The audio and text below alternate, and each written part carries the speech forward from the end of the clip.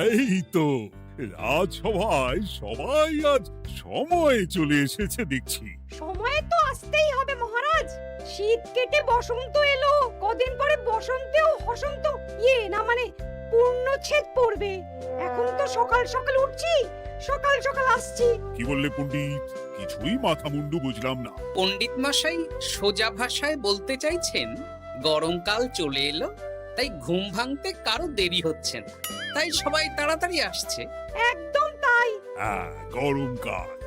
গরমকালের প্রথম দিন মানে নববর্ষ, আর নববর্ষ মানে হালখাতা।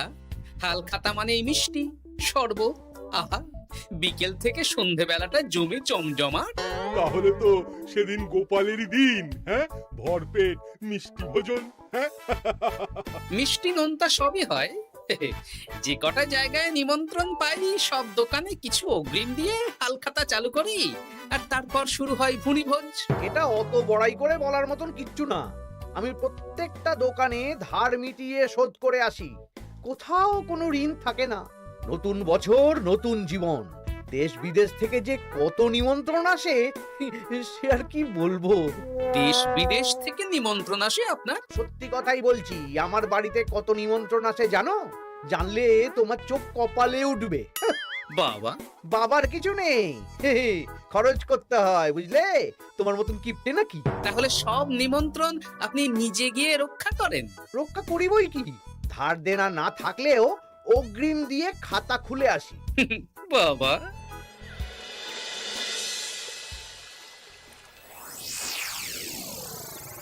তোদের একটা কাজ করতে হবে। কি কাজ বলে ফেলুন? তোরা উঠতে বসতে গোপালকে জিজ্ঞেস করবি, কি গোপাল, কটা হাল খাতার নিমন্ত্রণ পেলে? মন্ত্রী মশাইকে তো 10টা দোকান থেকে বলেছে। বুঝে গেছি, গোপালকে আপনার কাছে আরো খাটো দেখানো হবে। এই যে শোনো, এই থলেটা ধরো, হ্যাঁ? আর মুদির দোকান থেকে 500 মুগ ডাল আর 1 কেজি চিনি নিয়ে এসো তো।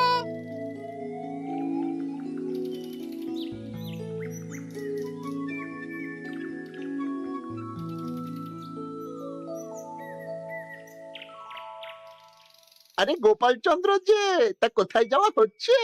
নিজের বাড়িতে যাচ্ছি। আমি তো আর তোদের মতন বাউন্ডুলে নই যে দিনরাত রাস্তায় রাস্তায় ঘুরে বেড়াবো। সামনে তো পয়লা বৈশাখ, সেদিনকেও কি বাড়ি বসে থাকবে? কেন?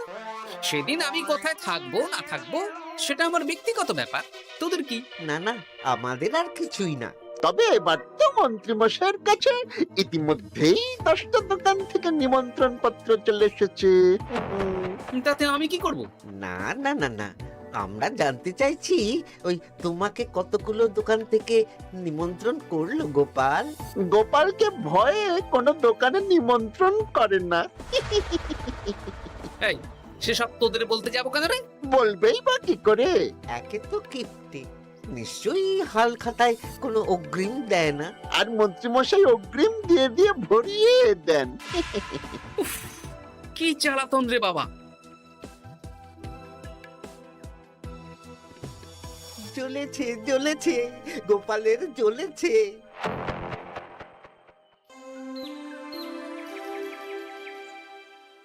তা কি খবর বলো? সবাই হালখাতার কেমন নিমন্ত্রণ পাচ্ছ? আমার মহারাজ ওই 2 জায়গা থেকে নিমন্ত্রণ এসেছে, ভোলার দোকান আর এক মুদির দোকান থেকে। আমার একটা কলমের দোকান থেকে নিমন্ত্রণ এসেছে মহারাজ। মহারাজ, আমার ওই একটা কামারশালা থেকে নিমন্ত্রণ এসেছে, আর মুদির দোকান থেকে। আর মন্ত্রী, তোমার কি খবর? মহারাজ, আমার আপাতত 17টা নিমন্ত্রণ এসেছে। বেশ বেশ।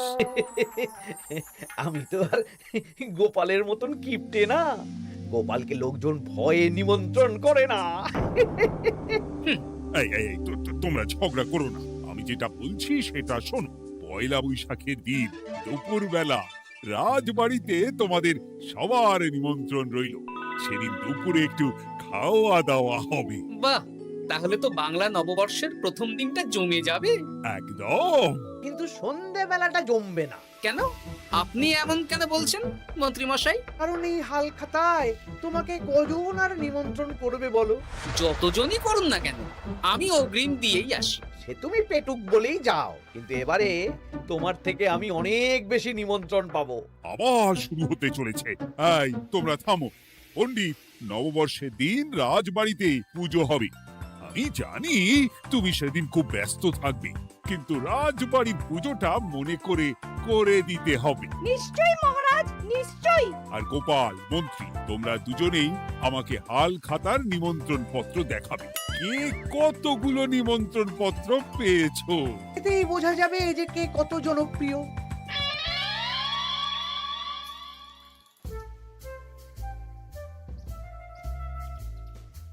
কি গো, তুমি সেই তখন থেকে পায়চারি করছো যে? খাবারটা তো জল হয়ে গেল গো। গিন্নি, আমাকে কিছু একটা করতেই হবে বুঝলে। মন্ত্রী মশাই দিন রাত আমার পিছনে লেগে আছে। আরে কি হয়েছেটা কি? হ্যাঁ, উনি বলছেন উনি নাকি কৃষ্ণনগরের সবচেয়ে জনপ্রিয়, তাই ওনার কাছে নববর্ষের হাল খাতায় সবচেয়ে বেশি নিমন্ত্রণ আসে।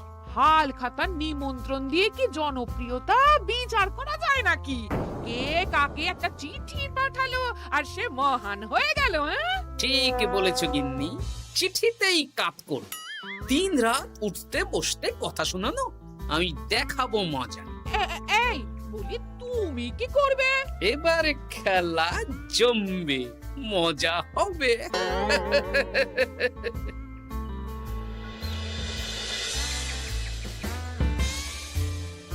কাজ হয়ে যাবে তো? হ্যাঁ হ্যাঁ, হয়ে যাবে গোপাল দাদা, কোনো চিন্তা করো না।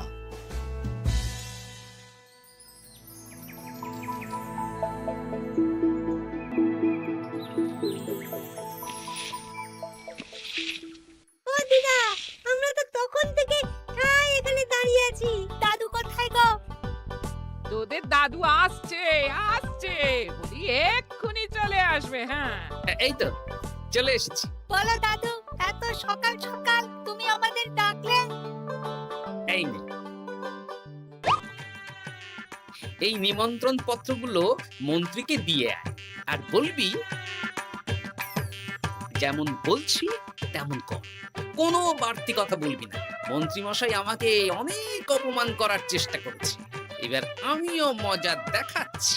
হ্যাঁ, ঠিক আছে দাদু, তুমি যেমন বলছো আমরা তেমনই করছি। চল তাহলে মন্ত্রী মশাইয়ের বাড়ির দিকে যাই।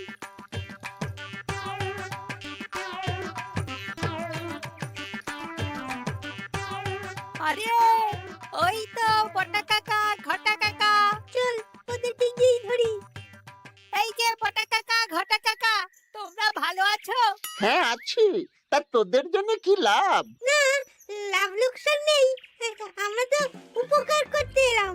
উপকার। তোমরা হলে মন্ত্রী মশাইয়ের খাস লোক, তাই ভাবছি কথাটা তোমাদের বলবো না মন্ত্রী মশাইয়ের কাছে সরাসরি গিয়ে বলবো। কি কথা? কয়েকটা লোক এসে মন্ত্রী মশাইকে খুঁজছিলেন, আমাদের জিজ্ঞেস করলেন মন্ত্রী মশাইকে আমরা চিনি নাকি। তা তোরা কি বললি? বললাম চিনি।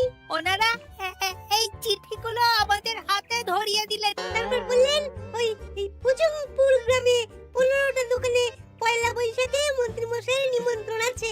আচ্ছা তাই বুঝি? দে দে, আমরা এই চিঠিগুলো দিয়ে আসছি, তোরা বাড়ি যা। বেশ, গেলাম তাহলে। বলিস কিরে বটা ঘটা, ভুজংপুর? হ্যাঁ এই দেখুন না, রং বেরঙের নিমন্ত্রণ পত্র। বাবা, জন্মে ফুচুংপুরের নামই শুনিনি। যাওয়া তো দূরের কথা, তাও আমাকে পয়লা বৈশাখে নিমন্ত্রণ করেছে। তার মানে আপনি কত জনপ্রিয় ভাবতে পারছেন? হ্যাঁ, অতুলনীয়, অভাবনীয় জনপ্রিয়তা। এই আনন্দে আমাদের কিছু খাওয়ান। এখন কি খাওয়াবো? নববর্ষের দিন তো অনেক মিষ্টি পাবো, সেদিনকে প্রাণ ভরে খাস। বেশ, আপনি তাহলে চটপট নিমন্ত্রণ পত্রগুলো দেখে নিন। এ কি, মন্ত্রী এখনো এলো না যে? হয়তো উনি খুব ব্যস্ত। যাই হোক, শোনো গোপাল, তোমাদের তো আগেই বলেছি এবছর রাজবাড়িতেও নববর্ষের দিন লক্ষ্মী গণেশ পুজো হবে। হ্যাঁ মহারাজ, তা তো বলেছেন। তা তোমাকে একটা দায়িত্ব দিতে চাই। বলুন মহারাজ, কি দায়িত্ব?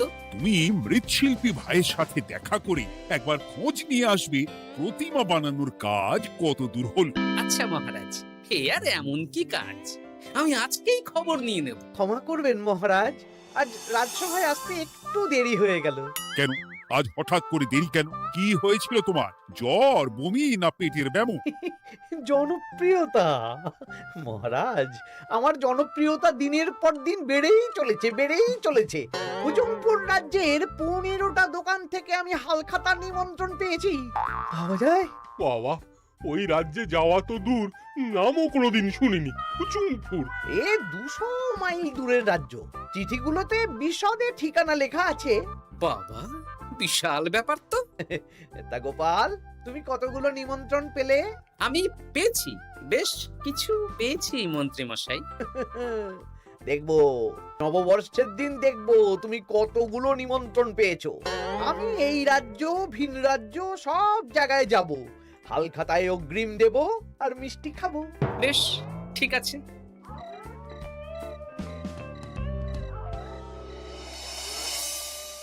এবার মজা হবে।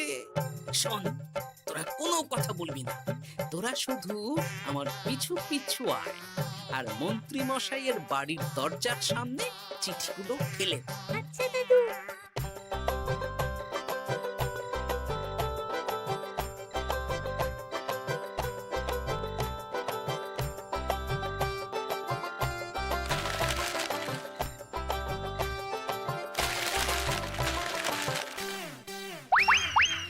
বল এবার তোমার দিকে।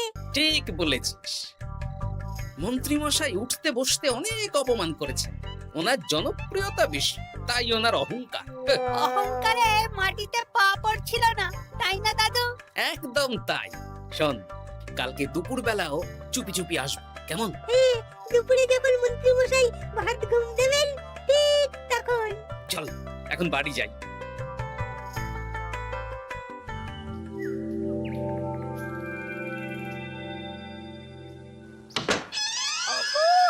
ওগো দেখে যাও গো।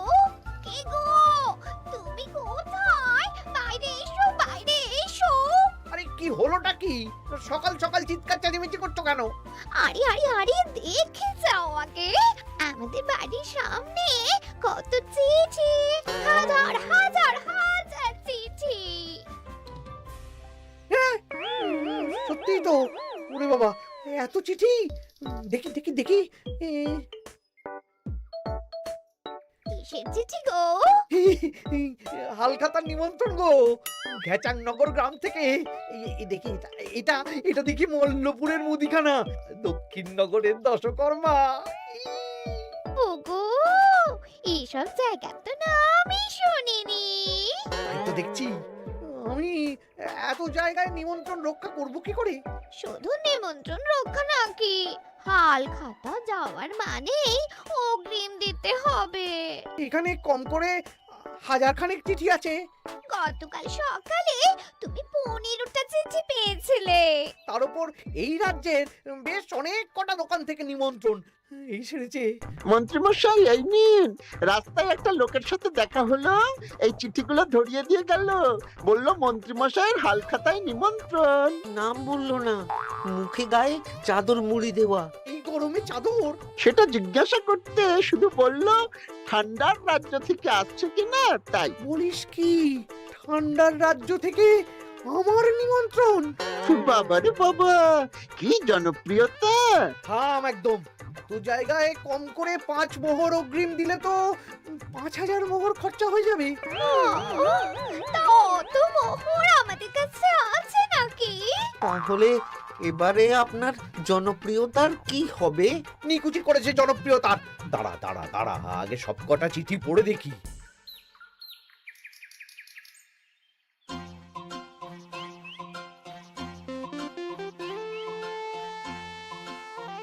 আরে এই তো পটো ভাই, তোমার বাড়িতে যাচ্ছিলাম। ভালোই হলো, দেখা হয়ে গেল। গোপাল দাদা, বলো বলো। কাল বাদে পরশু তো বাংলা নববর্ষ, তা রাজবাড়ির জন্য লক্ষ্মী গণেশ প্রতিমার প্রস্তুতি কত দূর? হয়ে গেছে তো, এখন একটু শেষ বেলায় চুলির টান দিচ্ছি। আমি আগামীকালই রাজবাড়িতে মূর্তি দুটো পৌঁছে দেব। ব্যাস, চিন্তামুক্ত হলাম। আমি মহারাজকে জানিয়ে দেবো। হ্যাঁ, আচ্ছা।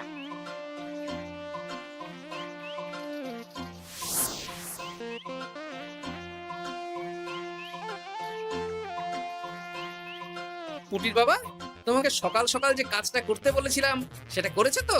হ্যাঁ গোপাল দাদা, সব চিঠি বটা ঘটার হাতেই ধরিয়ে দিয়েছি। তা তোমাকে চিনতে পারেনি তো? না না, চিনবে কিভাবে? আমি তো চাদর মুড়ি দিয়ে দেখা করেছি। এই চাদরটা? হ্যাঁ। তাহলে এটা এখনো গায়ে দিয়ে মুখ খুলে ঘুরছো কেন? হ্যাঁ, এক্ষুনি খোলো খোলো খোলো। ঠিক বলেছো। দুপুরবেলা অনেক কাজ আছে। কি কাজ? শোনো। আচ্ছা। কি মুশকিল, এখন এতগুলো চিঠি আমাকে একা পড়তে হবে। তুমি তাহলে এখানেই বসে থাকো, বুঝলে? খাও দাও আর ছিছি পড়ো। নববর্ষে আবার সব জায়গায় নিমন্ত্রণ রক্ষা করতে যেতে হবে তো। আরে ওফো, কি জ্বালা। আমরা তাহলে এখন আসি। হ্যাঁ, ভাগ ভাগ।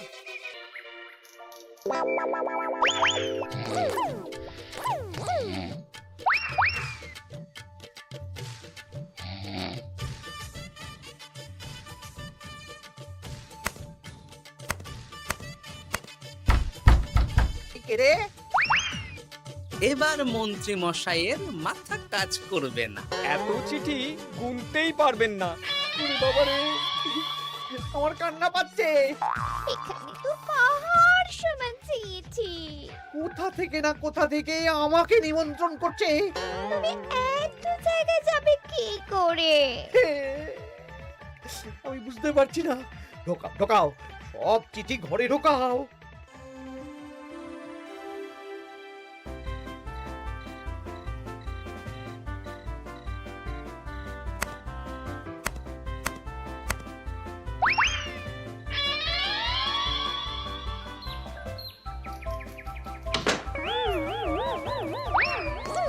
ওগো, রাতে আবার চিঠি এসেছে। এবার আমি কি করব? আজ বাদে কাল নববর্ষ। এত জায়গায় অগ্রিম দেওয়া তো দূর, যেতে গেলেও তো আমাকে ঘর বাড়ি বেচতে হবে। পড়ো পড়ো চিঠি পড়ো, পড়ে যাও। আচ্ছা, আমাদের রাজবাড়ির পুজোর লক্ষ্মী গণেশ ঠাকুর প্রতিমা চলে এসেছে। মনে আছে তো? হ্যাঁ মহারাজ, মনে আছে। আগামীকাল সকাল সকাল পুজো করব। কিন্তু মন্ত্রী যে এলো না এখনো। উনি এত নিমন্ত্রণ পেয়েছেন যে পড়ার সময় পাচ্ছেন না মহারাজ। রাজসভায় আসতে পারলে হয়। বাবা বাবা বাবা, এত নিমন্ত্রণ! আমিও লোক মুখে শুনলাম উনি নাকি হাজার হাজার নিমন্ত্রণ পাচ্ছেন। দিন রাত বস্তা বস্তা নিমন্ত্রণের চিঠি আসে। বাবা বাবা, এ তো আজব ব্যাপার। হ্যাঁ, তাই না তাই। যাই হোক, কাল সকালে রাজবাড়ি আর বিকেলে দোকানে হালখাতা। ব্যাস, একদম।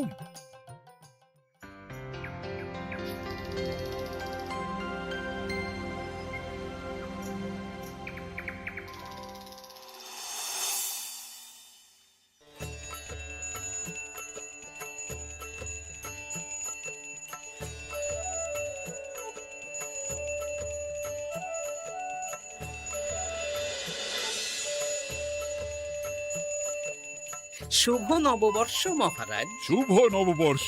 দেখো দেখো, আরতি দেখো। পুজো হয়ে গেলে সবাই মিষ্টি মুখ করে তবে যেও কিন্তু। নিশ্চয়ই নিশ্চয়ই মহারাজ। আজ তো পেটে মিষ্টির বৃষ্টি হবে। হ্যাঁ, শুধু মন্ত্রীটা এলো না। উনি এখনো চিঠি পড়ছেন, থুরি গুনছেন।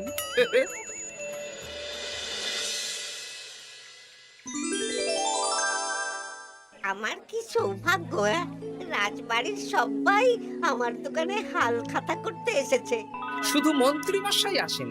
হ্যাঁ, ওকে কদিন ধরে রাজসভাতেও দেখছি না। ভোলা, এই নাও তোমার অগ্রিম। আমাকে যেতে হবে। এ কিরকম হালখাতা রক্ষা মন্ত্রী মশাই? শুভ নববর্ষ বলুন, আমরা সবাই এখানে আছি। সবার সাথে কথা বলুন। হ্যাঁ, এ তো অভদ্রতা। তুমি দাঁড়াও। ও মহারাজ, আমাকে ছেড়ে দিন, আমার মাথা কাজ করছে না মহারাজ। কত হাজার যে নিমন্ত্রণ পেয়েছি ঠিক ঠিকানা নেই। তা সব নিমন্ত্রণ রক্ষা করতে পারবে তো মন্ত্রী? না না না, অত সম্ভব নাকি? দেশ বিদেশ, এই রাজ্য ভিন রাজ্য, ফুটুমপুর, হেনা তেনা সব জায়গা থেকে নিমন্ত্রণ পেয়েছি। তাহলে আপনি যে রাজসভায় বড় মুখ করে বললেন আপনি নববর্ষের দিন যত জায়গায় নিমন্ত্রণ পান সব জায়গায় হালখাতা রক্ষা করেন আর অগ্রিম দিয়ে আসেন। আমি জানি নাকি যে এত নিমন্ত্রণ পাবো?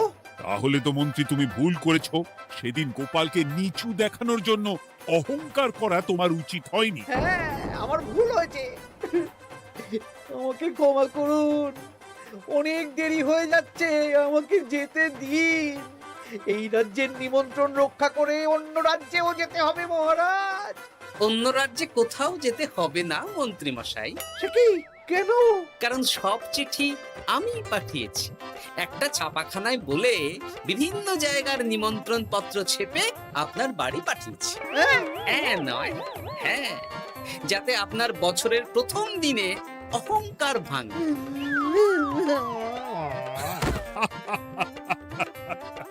বলো বলো সবাই, শুভ নববর্ষ। শুভ নববর্ষ।